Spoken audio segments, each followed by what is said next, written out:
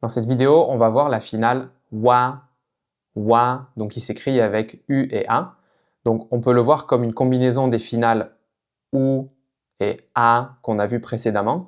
Vous pouvez aussi le voir comme le son qu'on dit dans quoi en français, le wa à la fin. Quoi, wa. En pinyin, quand cette finale n'est pas rattachée à une initiale en particulier, on va rajouter un W par défaut. Donc elle se prononce wa. Donc on peut s'entraîner avec ce caractère qui veut dire fleur en chinois et qui se prononce hua. Donc ici, premier ton. Hua.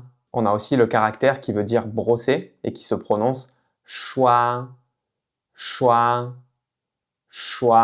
Encore une fois, ici, c'est le premier ton. Et pour ceux d'entre vous qui veulent pratiquer avec un exemple plus difficile, 这朵花好看. 这朵花好看. Donc qui veut dire cette fleur est très belle. On va enchaîner avec une nouvelle finale qui se prononce o. Son écriture en pinyin, c'est identique. On peut s'entraîner à prononcer donc le caractère suivant. Ko. Donc troisième ton, ce caractère symbolise la bouche.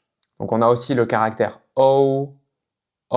Ce caractère représente maintenant le caractère utilisé pour l'Europe. Donc l'Europe en chinois, ça se dit Ozhou.